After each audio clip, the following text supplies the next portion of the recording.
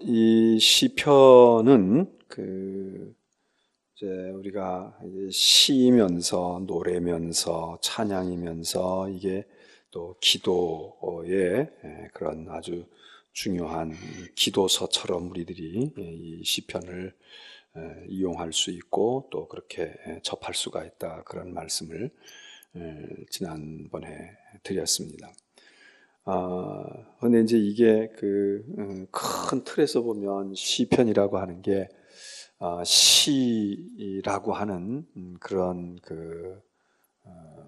특성을 가지고 있는 그런 글인데, 시라고 우리가 이렇게 볼 수 있지만, 그러나 이 시에도 여러 가지 종류라고 할까, 그렇게 우리가 나누어 이제 생각을 하는데, 시이지만 시가 그런 유형이, 여러 가지 유형이 있단 말이죠.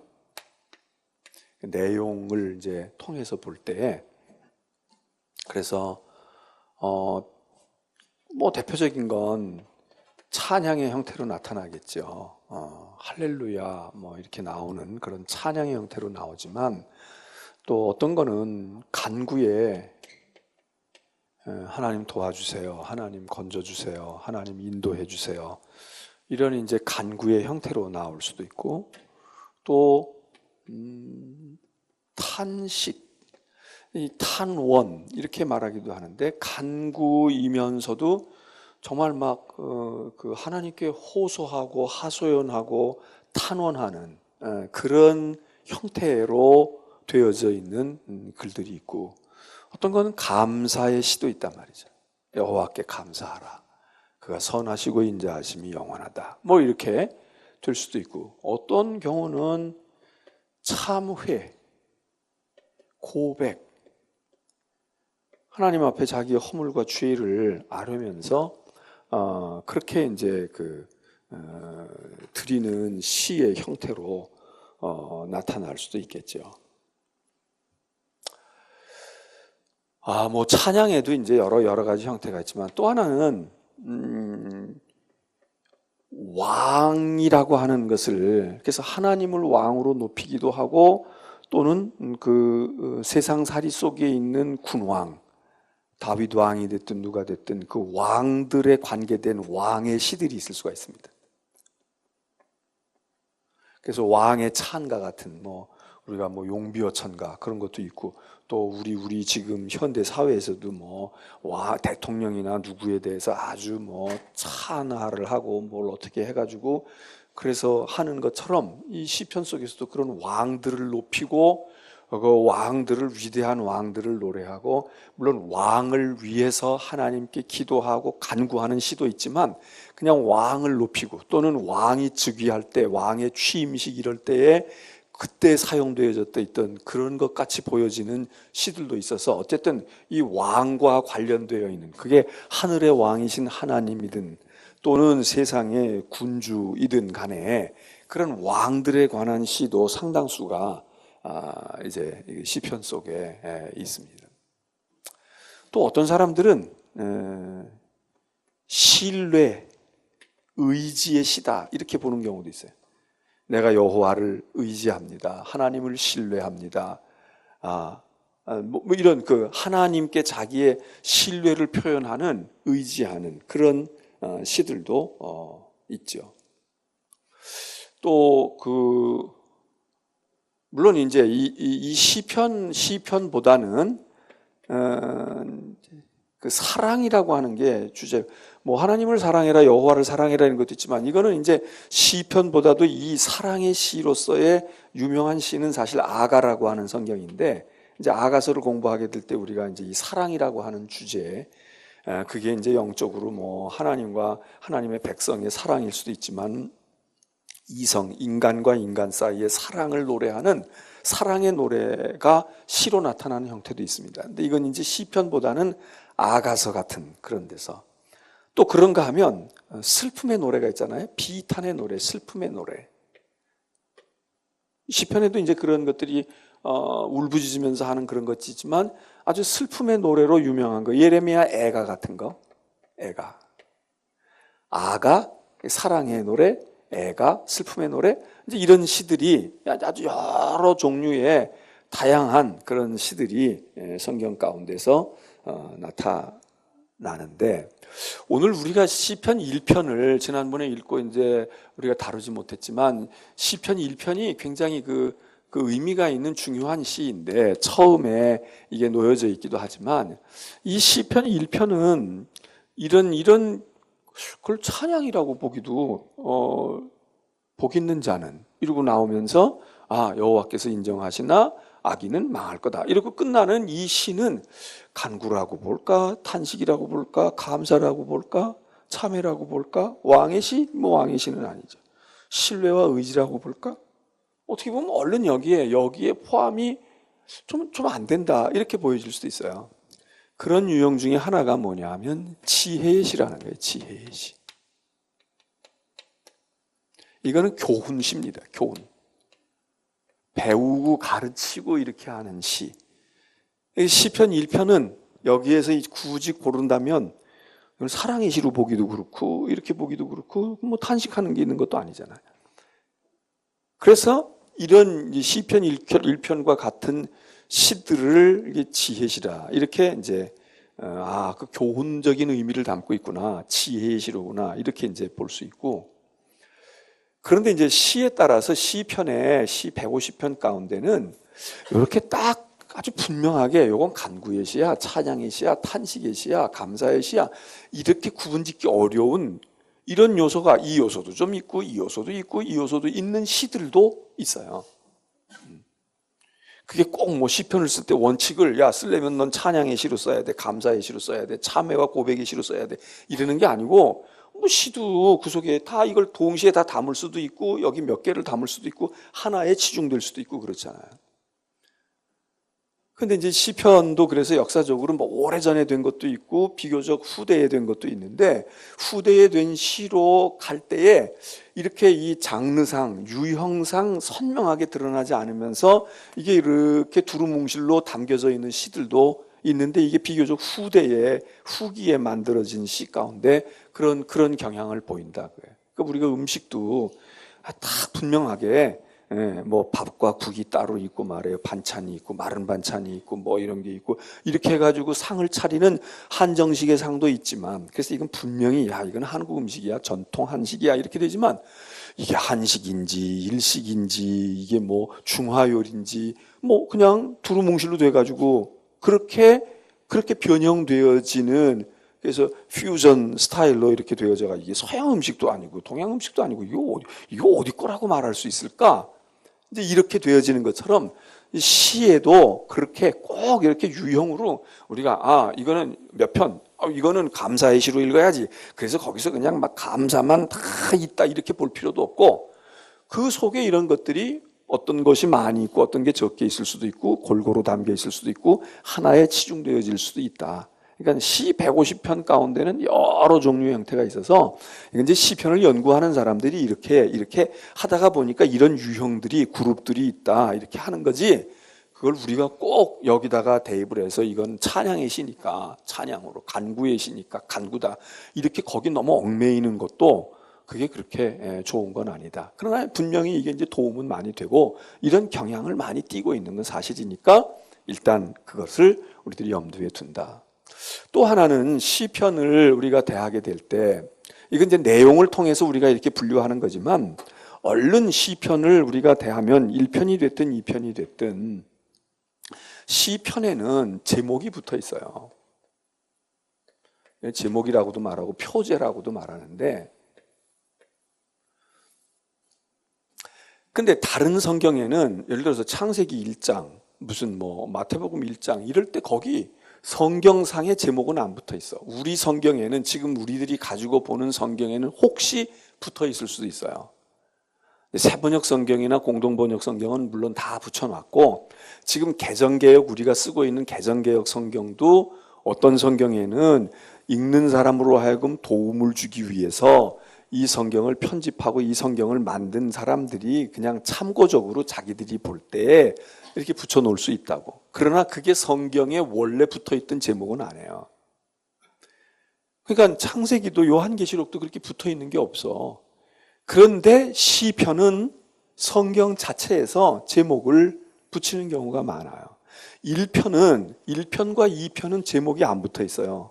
원래 성경에 제목이 안 붙어 있다고. 그냥 만일에 거기 어떤 제목이 붙어 있다 그러면 그건 임의로 이 성경을 편집해 가는 사람들이 임의로 도움을 주기 위해서 붙인 거지, 성경 자체가 제목을 가진 것이 없는데, 시편은 많은 시편에 성경 자체가 대개 이런 괄호로 묶는데 이 큰 괄호로 묶으면서 여기다가 제목을 넣어준다 이거예요.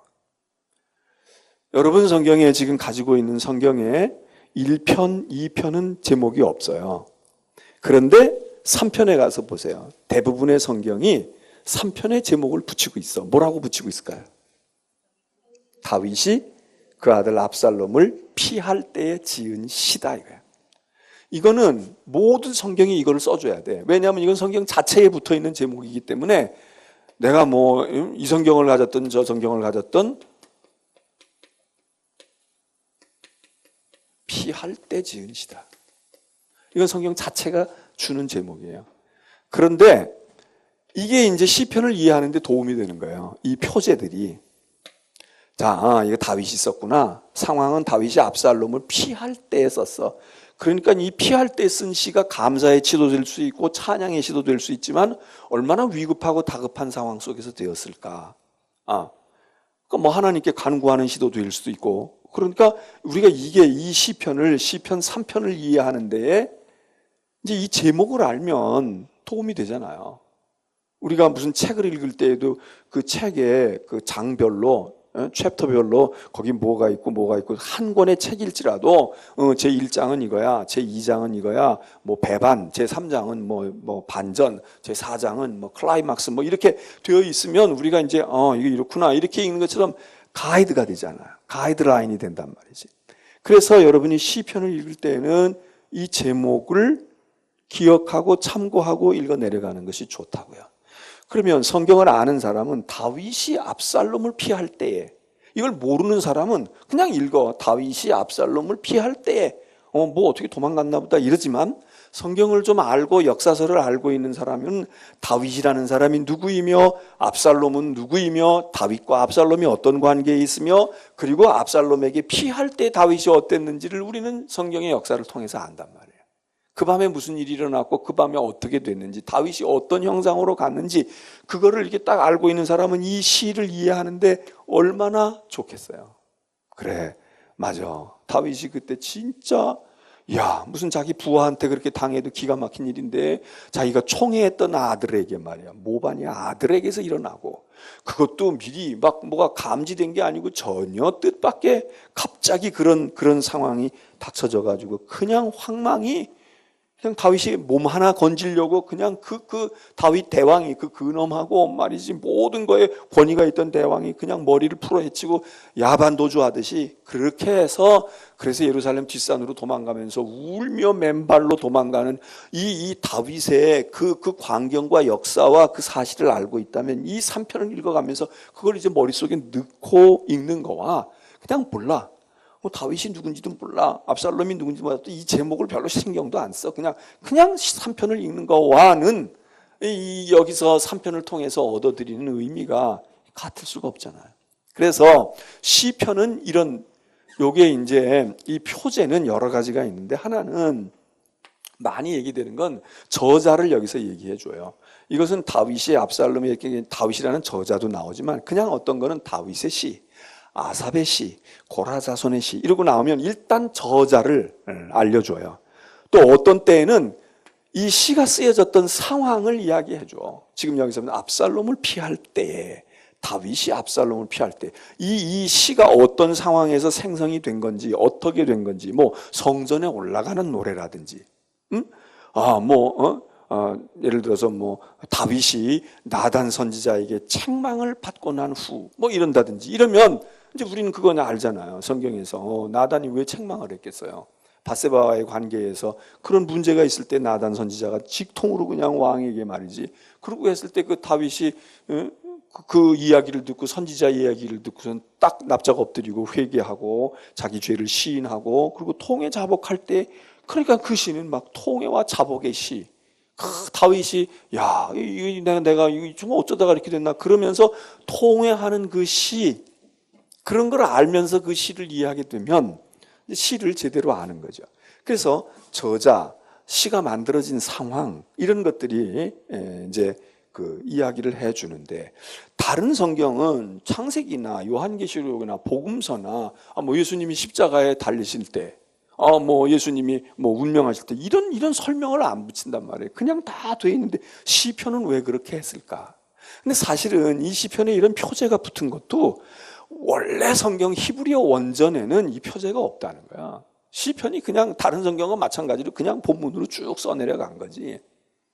그런데 이해를 높게 하기 위해서 그 후에 이제 70인역 헬라어역으로 히브리어 성경을 헬라어 그리스 말로 번역하는 과정에 학자들이 이걸 여기다가 좀 그거를 넣어주면 좋겠다. 그래서 그때 이제 생성이 된 것이고 그 후에 성경에 이게 쭉 이제 따라오는데 이거는 잘했다 생각이 든다고. 왜?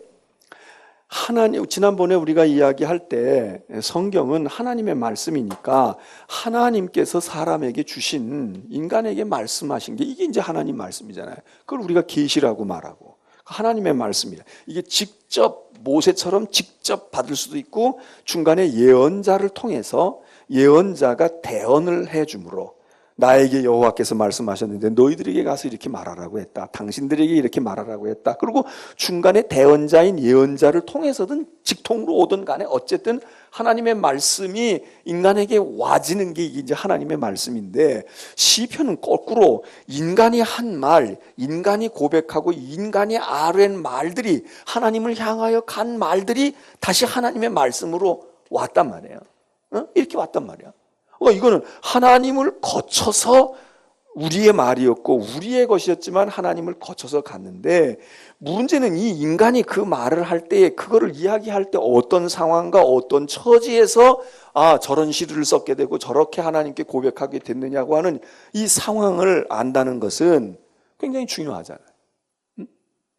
뭐 하나님이 우리처럼 무슨 뭐 비를 맞거나 아니면 외로움을 당하거나 뭐 곤경에 처하거나 하나님은 그러신 하나님이 아니잖아요. 뭐 하나님은 절대 타자로 계시는 하나님인데 인간은 상황에 의해서 많은 영향을 받고 많은 일들을 겪고 있는데 그건 우리가 현실 속에서 이 시인만 그런 게 아니라 우리도 그렇게 겪을 수 있는 것들이니까 그런 것을 안다면 이 시가 어떻게 생성되어진 걸 안다면 분명히 우리는 그 하나님의 말씀을 이해하는데 많은 공통점과 기본적인 것을 깔고 이해할 수 있으니까 그러니까 이거는 도움이 많이 된다 이거예요.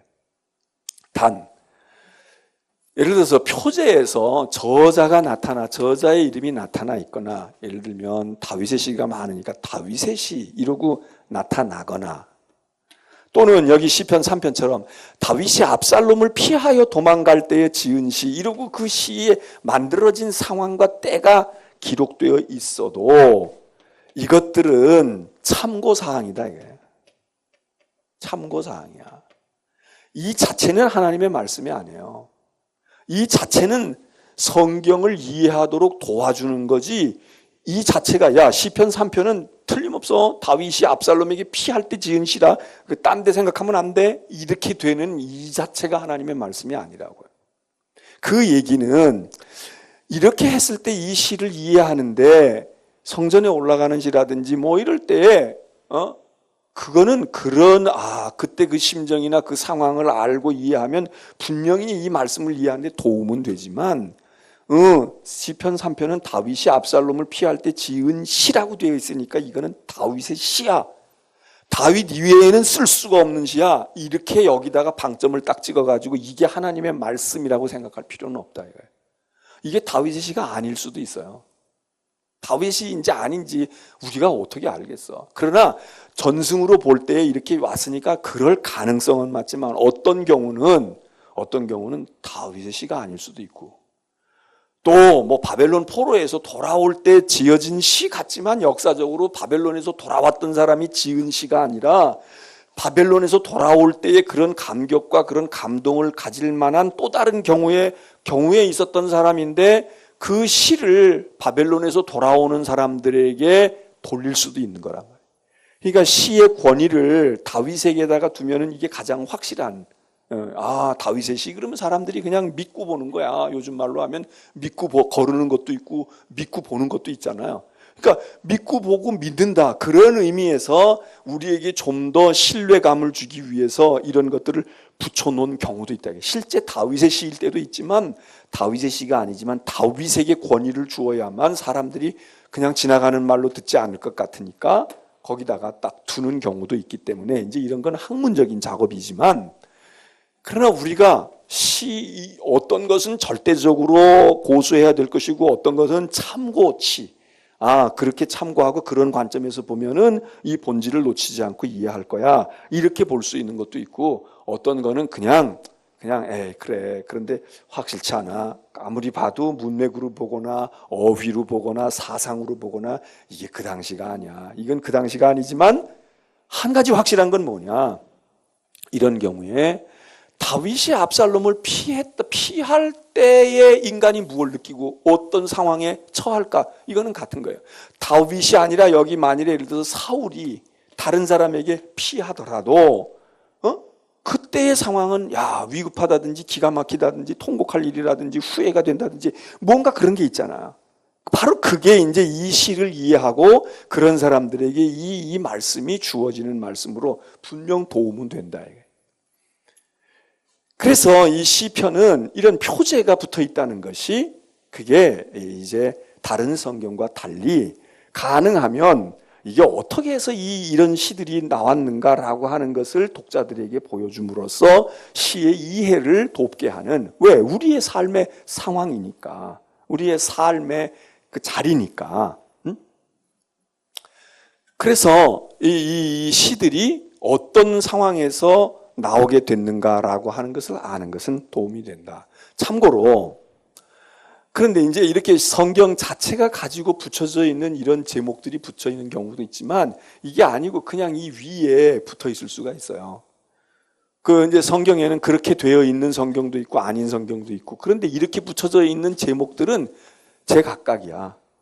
이거는 다윗이 압살롬을 피하여 지은 시 이러면 이걸로 끝나지만은 그게 아니고 그 위에 다른 것, 또 이 밑에 다른 제목을 붙여줬다면 이거는 이 성경을 편집하고 만든 사람들이 자기들 나름대로 또 해석을 주기 위해서, 예를 들면 시편 1편 우리가 읽은 말씀 가운데 우리가 볼 시편 1편 같은 경우에는 성경 자체는 시편의 제목이 많이 표제가 붙어 있지만 시편 1편은 표제가 붙어 있질 않아요. 시편 자체에서는 표제가 1편도 없고 2편도 없어. 그냥 무제야. 그런데 우리들이 보고 있는 오늘의 성경에는 뭐라고 쓰기도 했어. 혹시 여러분 성경에 뭐라고 써 있는 거 있어요? 제목이 붙어 있는 거 있어? 그런 성경 가진 분들 있어? 한번 얘기해 봐요. 응? 김민현 집사님 뭐라고 써 있어 성경에? 제1권? 아니 그거 말고. 그러니까 안 붙어 있는 아니 그거 안 붙어 있다고 뭐 내가 잘못된 거라는 얘기 아니에요. 그냥 그렇게 될 수 있어요. 그러나 어떤 성경은 뭐가 붙어 있을 수 있어. 내가 지금 제가 보고 있는 성경에는 여기 이렇게 붙어 있어요. 의인의 길과 악인의 길. 혹시 이렇게 붙어 있는 성경 있어요? 성경을 좀 좋은 걸 가지고 다니지. 그런 것도 안 붙어 있는 성경 가지고 다니냐. 근데 이제 그게 좋고 나쁘고가 아니라, 지금 아무것도 안 붙어 있는 성경은 성경 본문만 가지고 있는 성경이에요. 그러니까 그냥 성경 군더더기가 붙어 있지 않은 거야. 근데 요런 제목들이 붙어 있으면 이걸 뭐 이렇게 의인의 길과 악인의 길 얘기할 수도 있고 의인과 악인 이렇게 얘기할 수도 있어요. 요런 성경들은 뭐냐 하면 이거는 자습서가 이렇게 붙어 있는 거야. 조금 설명구를 이렇게 붙여준 거예요. 성경을 전적으로 해석해 주는 성경책, 그런 책들, 그건 이제 주석이라고 우리가 보통 이야기하는데, 목사들이 이제 설교할 때 보고 참고할 때 보고 하는, 성경을 연구할 때 보는 전문적인 서적들, 주석으로 되어 있는 것도 있고 강해로 되어 있는 것도 있지만, 이거는 성경이 아니라 성경을 해설하는 전문 서적들이고, 성경인데 성경에다가 조금씩 무언가를 첨가해서 읽을 때 이렇게 팁 같은 거를 줘가지고 도움을 받게 하는 성경. 이게 우리나라에는 이제 전혀 없었는데, 이제 요즘에는 우리나라도 이제 외국을 본받아서 그런 성경들을 많이 내요. 그걸 우리가 보통 스터디 바이블 이렇게 얘기를 해. 성경 공부를 하기 위해서 참고되는 것들을 간단하게 주는 거예요. 그 성경들은 이런 제목을 붙여줄 수가 있어. 근데 이 제목은 전부 사람 100이면 100이 다 달리 붙일 수가 있어. 또 어떤 거는 너무 명약관화한 거는 같이 붙지만은 그건 자기 마음이야. 자기. 이것도 하나의 참고사항이에요. 참고사항이야. 그러나 이런 게 있으면 이제 내가 성경을 전혀 감을 못 잡고 있을 때는 이게 이제 도움이 될 수가 있어요. 일단 윤곽을 잡고 읽어. 시편 1편은 의인의 길과 악인의 길에 대해서 얘기하는 거구나. 그러니까 이 시편은 그런 거야. 그러고 이제 읽어가면 그런 것 같아. 근데 이제 이런 것들은 전문적으로 이 성경을 얘기하다가 보면 이거를 의인의 길? 여기 길의 포인트가 있잖아요. 그리고 악인과 의인에게 있는데 그냥 아니야, 이거는 길보다는 말이야, 의인과 악인의 문제야, 이렇게 붙인다고 해서 이걸 틀렸다고 볼 수 없어요. 여기는 여러 가지 이론이 나타날 수가 있어. 그러나 하여튼 큰 흐름을 잡는 데는 도움이 된다 그래.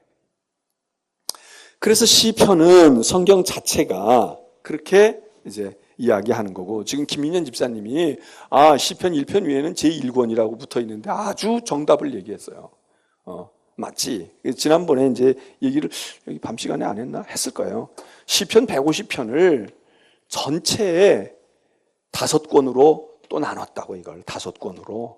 그래서 1권, 2권, 3권, 4권, 5권으로 150편 시편을 5권으로 나눴단 말이에요. 이거 왜 5권으로 나눴을까?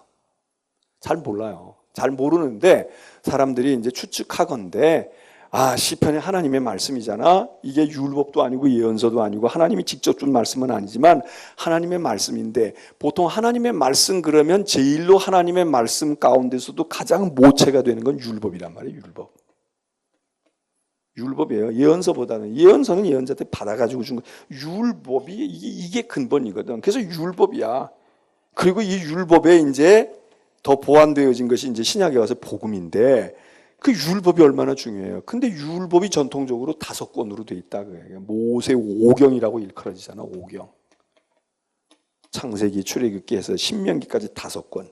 그래서 이 시편도 이것도 하나님의 말씀이야. 그러니까 모세 5경처럼 5개의 시편집이야. 그렇게 해서 5개로 분류했을 거라고 생각을 하는 거야.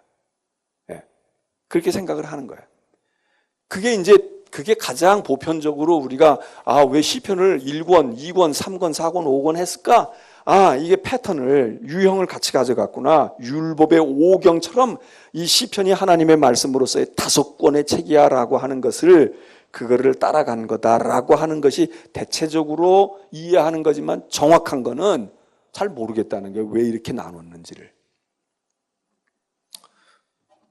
김민현 집사님에게 감사하시길 바랍니다. 1권 얘기하는 바람에. 그래서 이제 여러분 읽어가다가 보면 시편이 1권, 2권, 그래서 5권으로 되게 되어 있습니다. 자, 그러면 시편을 우리가 이렇게 장르를 생각을 하고, 그리고 우리가 이제 제목을 생각을 해서 읽었는데, 그래서 이제 아까 얘기하던, 낮에는 이 얘기를 많이 하다가 시간이 많이 갔는데, 여러분에게 정말 성경을, 어떤 교인들 중에도 믿음이 자라거나 열심을 가지려고 하는 분은 정말 성경을 공부하고 싶거든.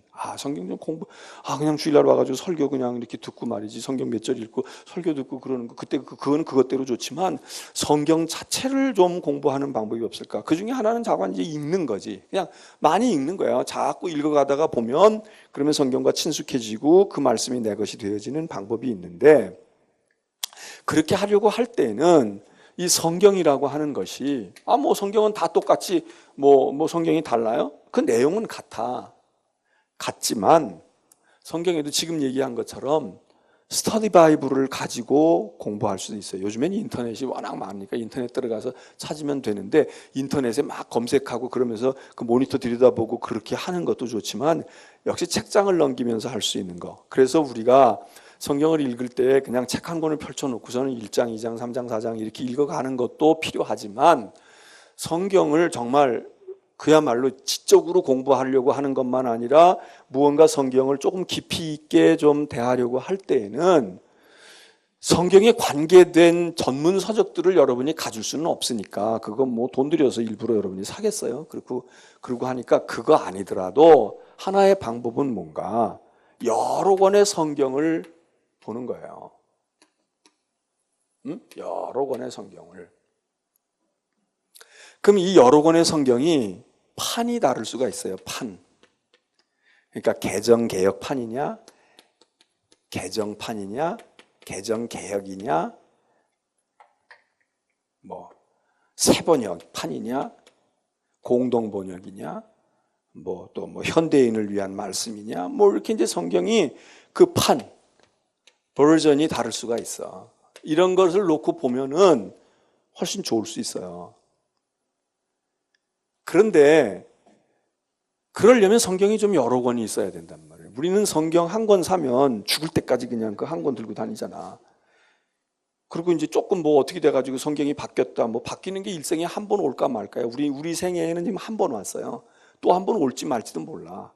뭐 몇십 년 만에 한 번 될까 말까 한 건데 그렇게 바뀔 때 어쩔 수 없이 성경을 사면 그렇게 바꾸면 그 다음에 옛날에 있는 성경은 에이 이건 안 보는 거니까 그리고 집어 던질 수가 있거든. 근데 그럴 필요 없어요. 그리고 이렇게 이제 여러 가지가 있으면 이게 이제 도움이 되고 그 다음에 예를 들어서 이제 외국어가 있단 말이에요. 요즘에는 젊은 분들은 뭐 외국어, 영어, 뭐 자기 또 전공한 언어가 있으면 그런 것들이 있으면 그 외국어 성경들도 도움이 돼. 꼭 설명해 놓은 성경들 스터디 바이블이 아니더라도 그냥 성경 본문만 쓰여져 있는 성경이지만 그 성경이 어떻게 표현되어져 있느냐에 따라서 우리가 느낌이 달라져요. 그냥 밥을 먹다 이렇게 되어 있는 거하고 밥을 먹습니다. 밥을 먹고 있습니다. 밥을 먹는다. 이런 게 그게 그 소리지 이럴 수 있지만 그게 그 소리가 아닐 때가 있어. 그래서 여러분들이 외국어가 뭔가 좀 내게 익숙해져 있는 외국어가 있다 그러면 그 외국어 성경으로 왜냐하면 우리가 사실 번역을 잘 못해요. 우리가 지금 많이 나아졌지만 그렇게 성경만이 아니라 우리가 그렇게 외국어를 우리의 글로 바꾸는 번역 실력이 우리가 한국 사람이 그렇게 지금은 뭐 굉장히 좋아졌지. 그러나 얼마 전까지만 해도 그렇지 못한 거예요. 그렇기 때문에 영어 성경도 번역한 거지. 영어 성경이 뭐 성경의 원서예요? 원서가 아니야. 그렇지만 영어라고 하는 게 오랫동안 성경을 보아온 사람들이고 그걸 한 사람들이니까 그게 다른 거야. 독일어 성경 읽을 수 있으면 독일어 루터 성경 같은 거는 뭐 벌써 500여 년 전에 번역된 성경이지만 그 고전과 같은 거니까 독일어 성경으로 만일에 읽을 수 있다면 루터역 같은 거 읽어도 괜찮겠지.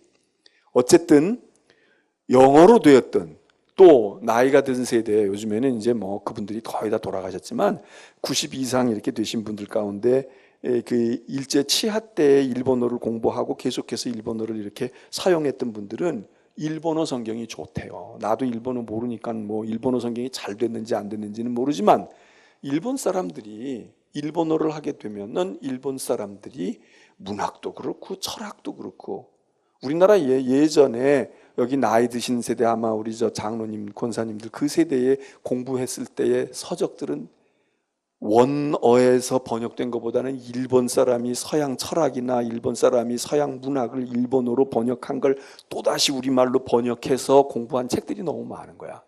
그러니까 이게 번역을 거치니까 제대로 안 될 수가 있어. 그런데 일본 사람들이 번역을 잘한다거든.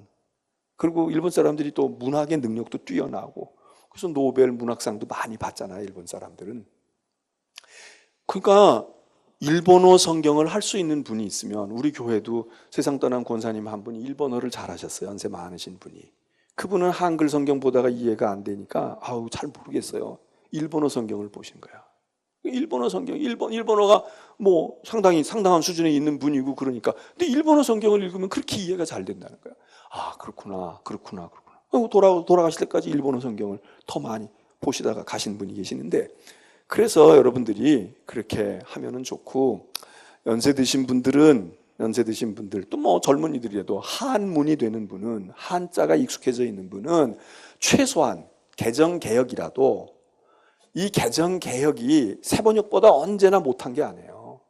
세번역이 말은 쉽지만은 어떤 땐 품위가 떨어지는 것도 있고, 그리고 어떤 땐 전곡을 어떤 부분에 있어서는 제대로 못 지르는 것도 있어. 그런데 이 개정개혁이 이게 전부 한자어들이잖아, 우리말이. 그러니까 한문이 섞여져 있는, 한문이 되어져 있는 그 국한문 병용으로 되어 있는 성경이 있다면 그 성경을 보면 똑같은 개정개혁이지만 이해하는데 훨씬 빨라요.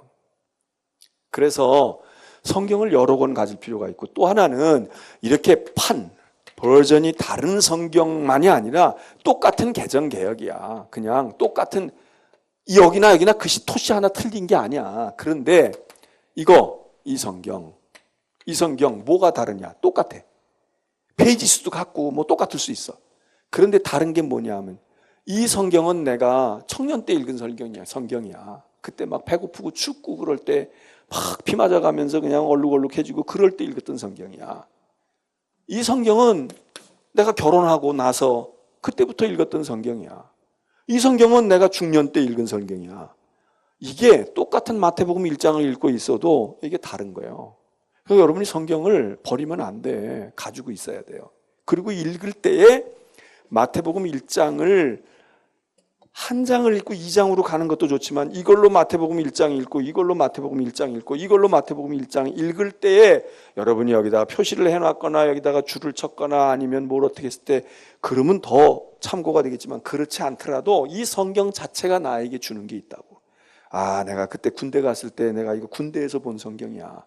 근데 군대에서 그때 진짜 막 그냥 얻어 터지고 맨날 기합받고 맨날 그냥 폭력이 일어나고 그러고 춥고 배고프고 그럴 때 야, 내가 그때 이 성경 읽으면서 야, 이 부분을 읽으면서 그랬던 건데 만일 그런 게 있다고 그러면 이 성경을 읽을 때 이 성경은 지금 아주 깨끗하고 그런 성경을 읽으면서 읽혀서 받는 은혜하고 이게 다르다고. 이게 뭐 글씨가 다르고 내용이 달라서가 아니라 여기 묻어있는 내 삶이 다르고 내 신앙의 상태가 다르고 내가 달랐던 추억들이 담겨져 있는 거기 때문에 그래서 여러분들이 성경을 이제 여기다가 이제 예를 들어서 부모님이 막 읽으시던 성경이 있다. 그러면 어머니 아버지가 읽었던 성경을 만일에 물려받았다면 그 성경을 놓고 읽는다면 그 성경이 하나님의 말씀으로만 오는 게 아니라 아, 우리 어머니 우리 아버지 그래 그렇게 기도하고 내가 그래도 이만큼 될 때까지는 그 어머니의 기도가 있었지 우리 아버지 기도가 그랬던 거야. 아, 난 뵙지는 못했지만 우리 할아버지가 처음으로 교회 나가셨다는데 그때 그랬던 거지. 이게 펼쳐만 놔도 이게 이제 은혜가 되잖아요. 그래서 여러분 성경의 부자가 돼야 돼. 성경을 딱 꼭 한 권씩 가지고 있고 또 낡아 빠지면 내다 갖다 버리고 이러지 말고 성경이 좀 여러 개가 있어야 돼. 많이 있어야 된다고. 그리고 그게 실제로도 도움이 되고 실제로는 똑같은 성경이라도 내 삶의 경험이 은혜 받았던 시절이 다르고 추억이 달라지기 때문에 그래서 읽어보면 분명히 여기서 안 읽혀진 게 여기서 읽혀진다니까. 네? 성경 여러분이 몇 권이나 가지고 있을까? 요즘에 성경이 안 팔린대. 왜냐하면 성경 안 하는 교회 와서 주일날 예배 드리는데 성경 찬송가 없어도 하는 게 문제가 안 되잖아. 여러분은 다 외우고 계시잖아. 그지? 다 알고 있으니까 뭐 알긴 뭘 알아. 쥐뿔도 모르는데 다 여기 뜨니까. 다 여기 뜨니까 성경 글씨는 찰지. 나이 드신 분들도 그렇거든. 저거 큰 활자로 띄워주니까 이게 좋고. 또 안 되면 여기서 쓱 꺼내면 다 스마트폰 속에 다 들어가 있잖아. 그러니까 하는데 스마트폰 속에 들어가 있는 거는 편리함은 있지만 내 것으로 거기다 뭘 흔적을 남기기가 어려워. 그렇잖아요. 스마트폰 열 때 여러분의 흔적이 거기서 보여? 물론 이제 앞으로 이제 더 발전하면 조금 더 이제 발전한 스마트폰이 나오면 우리가 내 감정도 거기다가 담겨놓고 내 눈물방울도 거기다 떨어뜨려 놓고 그러는 게 될지는 모르지만 지금 아직까지는 아니거든. 그래서 성경이 말하자면 셰프로 말할 것 같으면 이게 요구하는 돌이 아니냐고, 도구 아니냐고. 이 장비가 중요하잖아. 뭐든지 중요하잖아. 군인은 총이, 무기가 중요하고, 글씨 쓰는 사람은 붓이나 말이지, 먹이나 이런 한지나 이런 게 중요하고, 의사 선생님들도 그 의료 도구가 얼마나 중요해요. 그 장비나 기계가 얼마나 중요하냐고. 그러니까 우리가 성경을 여러분들이 하되 이제 할 수 있을 때에 성경을 이렇게 판을 좀 달리하거나 또 아까 얘기한 것처럼 공부하는 사람들에게 도움을 주는 성경을 가지고 있으면 거기 지도도 붙어 있고 내용 요약도 있고 어떤 건 용어 설명도 해주고 또 어떤 것들은 요 용어 뭐 재미있는 얘기 요즘엔 이제 그 조금 이렇게 쉽게 재미있게 뭐 페이지에 이렇게 여백 같은 데다가 뭐 해가지고 말해요 뭐 여리고성은 어떻고 예루살렘은 어떻고 이렇게 조금씩 주는 팁 같이 주는 것들 있잖아. 그거 하다가 보면은 성경만 있다가 옆에 이렇게 보면 그랬구나 그러면서 이제 거기서 어떤 때는 여기 본문에서는 지금 다윗 왕이 예루살렘 성을 어떻게 했다고 하는 얘기지만 예루살렘 성은 나중에 뭐 어떻게 되고 그 전의 역사에서는 어떻게 되고 또 그런 걸 조금 써놓으면 그게 이제 우리의 성경의 지식이 되잖아요. 그런 것들이 모아지면 나중에 이제 내 속에서 그 인풋되었던 게 내 속에서 기어 나오면서 성경을 읽을 때 그게 딱딱딱딱 이렇게 이제 연결이 되어지는 거지. 그러면 성경의 지식과 성경의 범위가 넓어지고 깊어지는 거기 때문에 여러분 성경을 잘 알려고 하면 좋은 성경을 가져야 되고 성경을 다양하게 가지고 있어야 돼요. 그리고 그 성경을 그냥 책으로 한 번에 가가지고선 이것 주세요 저것 주세요 해놓고 사서도 좋지만은 내 인생과 내 믿음의 그런 수준이 계속 묻어왔던 과거의 성경들. 그러니까 여러분들이 만일에 이제 내일 모레 당회도 하고 집사님도 나오고 뭐 권사님도 나오고 그러겠지만 그럴 때 여러분들이 내가 이제 집사가 됐으니까 내가 권사가 됐으니까 지금껏 보던 성경도 중요하지만 내가 이제 집사가 되고 나서부터 권사가 되고 나서부터 내가 이제 이 권사로서의 성경이야. 그리고 딱 한 권을 좋은 성경을 하나 마련하는 거야. 그리고 권사가 돼서부터 읽는 거야. 1년이고 2년이고 이러면서 또 꼭 그 직분이 아니더라도 내 생애에 말이지. 내 생애에 내가 이제 40대 들어가는데 내가 이제 첫 아이를 낳았는데 내 아기 아빠가 됐는데 뭐 이럴 때마다 그 성경을 새로이 이렇게 해서 새 출발하면서 잘 의미 있게 읽어 나간다면 그게 나중에 이제 내 성경 자체가 내 그 성경을 참고할 수 있는 참고 도서가 된다 그거예요. 여러분들이 성경 한 권씩 가지고 있는 분들은 딴 데 돈 쓰지 말고 성경 좀 좋은 거 사가지고 그래서 또 눈이 침침해져서도 글씨가 점점 그전엔 잘 보이는데 잘 안 보이는 사람들도 있다고. 뭐 아직 여러분들은 지금 비웃는 사람도 있어. 나는 아니야. 근데 아니야. 이제 곧 와. 그게 곧 온다고. 그럴 때는 성경도 좀 글자가 커져야 되잖아.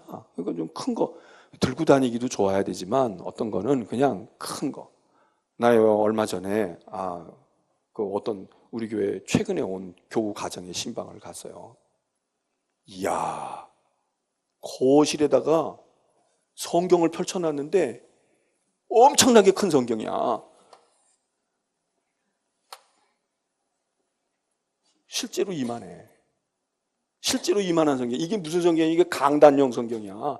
저기 강단에다가 여기 촛불 켜고 그러면 되게 성경 펼쳐놓는 거 있잖아. 큰 거.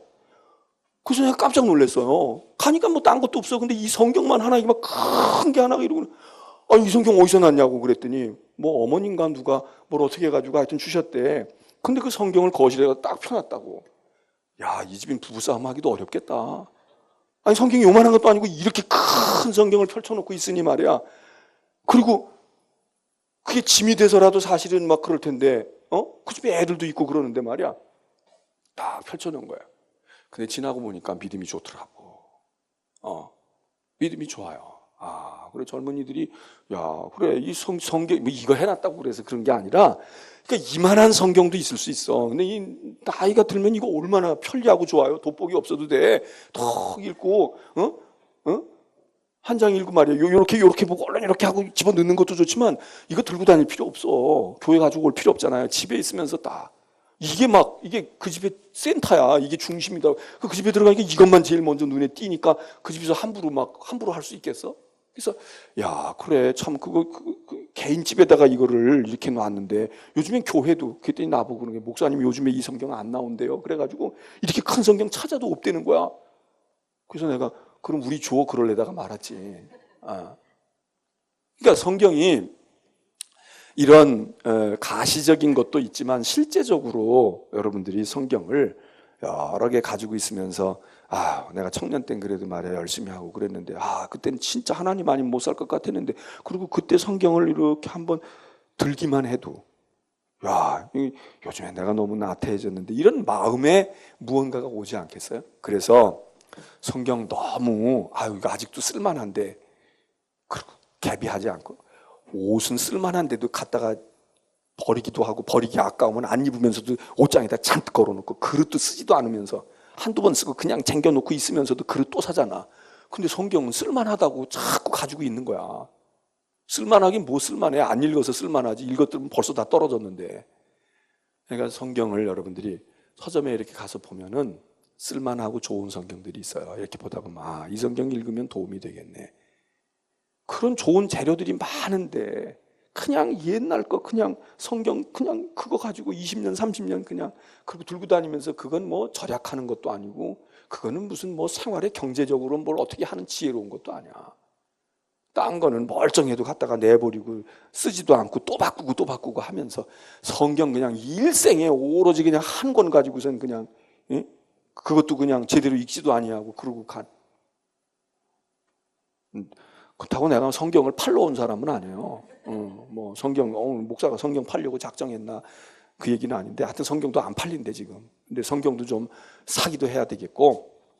자, 그러면 오늘 이제 우리가 이런 이제 성경에 대한 전체적인 이야기들을 이제 했는데 이제 시편 1편으로 갑니다. 시편 1편으로 가면 시편 1편은 시편을 열어가는 중요한 시라고 하는 걸 알고 있는데 이 시가 여러분이 시를 읽으면서 내가 이 시에다가 제목을 붙이면 뭐라고 붙일까? 아까 보통 성경은 의인의 길과 악인의 길 이렇게 이제 붙어져 있어요. 근데 뭐 꼭 그렇게만 붙여야 돼? 뭐 그렇게 안 할 수도 있어요. 시편 1편 펴보세요. 시편 1편 펴보면 복 있는 사람은 그랬으니까 그냥 이게 복 있는 사람일 수도 있어. 물론 여기에 악인이라고 하는 것을 대비시켜요. 그런데 악인을 말하려고 의인을 말하고 복 있는 사람을 말한 건 아니야. 이 복 있는 사람이 무언가를 말하는데 그런 사람은 악인과 달라 이렇게 얘기했다고 볼 수도 있기 때문에 이거는 부주제가 돼요. 그리고 복 있는 사람이야. 그런데 시편 1편은 복 있는 사람은 이렇게 얘기도 했지만 이 복 있는 사람이라는 말과 거의 유사 개념으로 쓰고 있는 또 하나의 표현이 뭘까요? 시편 자체에서 의인이에요. 의인.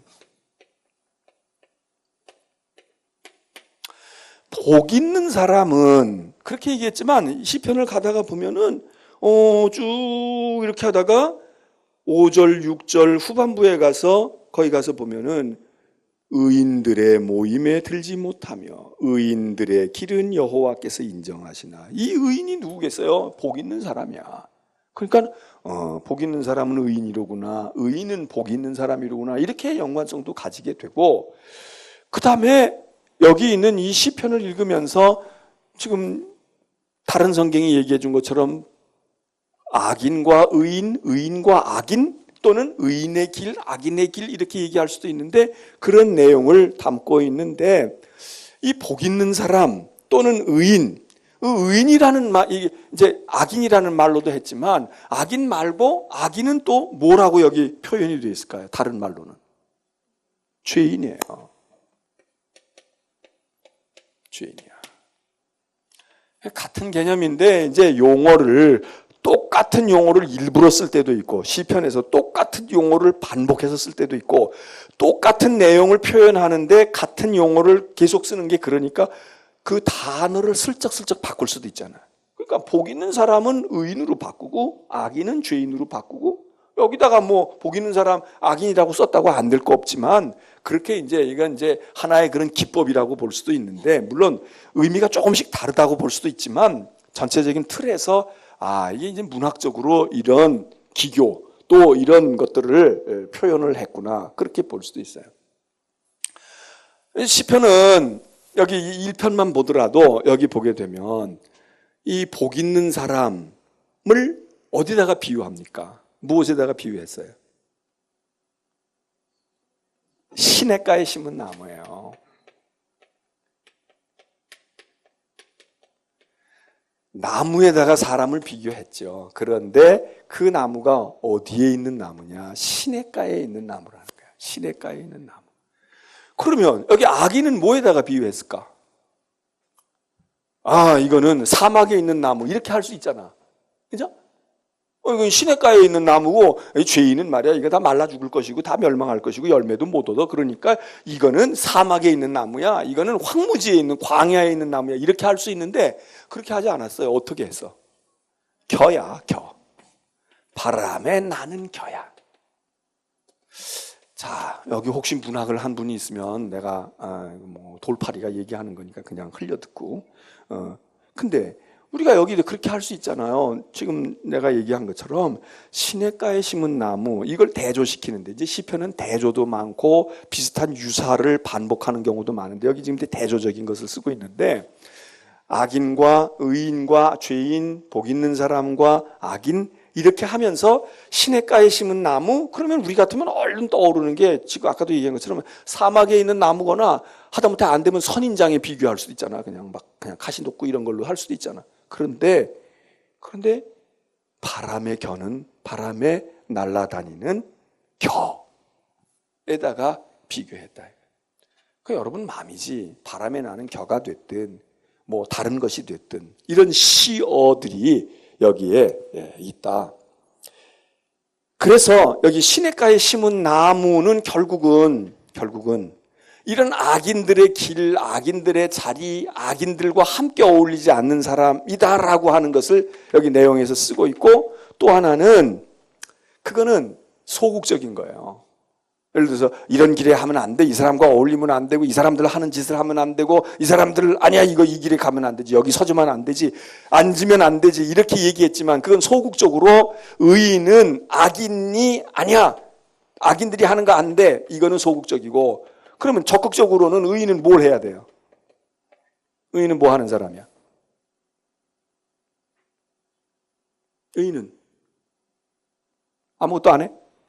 죄인들과 안 어울리고 아무것도 안 하고 그냥 송곳도 메고 있으면 돼? 아니, 나를 볼 게 아니라 성경을 봐야지. 성경이 뭐라고 하고 있냐 이거예요. 율법을 즐거워하는 사람이 오직 율법을 즐거워하고 묵상하는 자로다. 악인은 죄의 길에 서고 죄인들과 어울리고 오만한 자들과 어울려서 시답지 않은 소리나 떠들고 객적은 소리나 하고 있고 이러고 있는데, 의로운 사람, 복 있는 사람은 무엇을 가까이 해요? 율법을 가까이 하는 거야. 하나님의 말씀의 자리에 서고 하나님의 말씀을 품고, 하나님의 말씀, 오직 하나님의 말씀이 그게 즐거운 거야. 그게 좋은 거야. 지금 여러분처럼 수요일 날 와서 성경 읽고 배우고 공부하고 이게 좋은 거다, 그 얘기야. 그런데 악인은 뭐냐? 율법을 별로 좋아하지 않아. 그럼 오늘 우리 한번 생각을 해봐요. 우리가 이제 이렇게 딱 집어서 생각하면, 아, 나는 죄인하고 안 어울리거든. 내 아는 사람 중엔 전과자 별로 없거든. 아, 나는 교만한 사람, 오만한 사람 나도 싫어. 그러니까 그런 점에서 보면은 우리가 의인인 것 같아. 우리도 복 있는 사람인 것 같아. 그런데 적극적인 관점에서 보자고. 그러려면 의인은 어때야 돼? 오직 여호와의 율법을 즐거워해야 돼. 그래서 주야로 하나님의 말씀을 묵상하고 말이야. 그 말씀을 늘 가까이 하고 그 말씀을 품으려고 하고 그렇게 해야 되는데, 우리가 이렇게는 안 할지 모르지만 과연 이 적극적인 시냇가에 심은 나무와 같으냐? 여호와의 율법을 정말 우리가 즐거워하고 그걸 음미하고 그걸 막 정말 소망하고 갈급한 마음을 가지고 그럴까? 여러분은 어때요? 이 소극적인 관점 잣대를 대고 보면 우리는 여기일까 여기일까? 여기는 그래도 아닐 거잖아. 여기 수요일 날 낮에 온 분은 한 3사람이 있는데 여기가 이 저녁에 온 사람은 5사람이 있어. 없지. 다 의인에 가까워요. 그런데 의인이 시냇가에 심은 나무와 같으려고 하면 오직 여호와의 율법을 즐거워하고 그 율법을 주야로 묵상하고 늘 그 말씀에 언저리에서 맴돌고 마음에 품고 있느냐, 그게 의인이야. 그렇게 얘기하면 또 좀 자신이 좀 없어지잖아. 우리는 율법이 주야로 묵상되는 게 아니라 텔레비전이 주야로 묵상되어지고 인터넷이 주야로 가까이 있고 스마트폰이 언제나 내 머리맡에 있고 그런 거 아니에요? 그래서 여기 이제 그렇게 형상화하면서 그러면 이 시냇가에 심은 나무는 어떤 삶이냐, 어떠냐 그 얘기하잖아요. 시냇가에 심은 나무는 어떻다는 거예요? 철을 따라 열매를 맺고 그 잎사귀가 마르지 않아. 왜 그렇게 써? 시냇가에 있다 이거예요. 시냇가에 있으니까 가뭄이 와도 뭐 청청한 거지.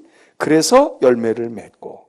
그러니까 그가 하는 일이 안 되겠냐? 그가 하는 일이 형통하지. 시냇가에 있고 나무가 싱싱하고 잎사귀가 달 번성하고 있는데 열매 맺지. 잘 되지. 형통하지. 형통한 삶을 가르쳐요.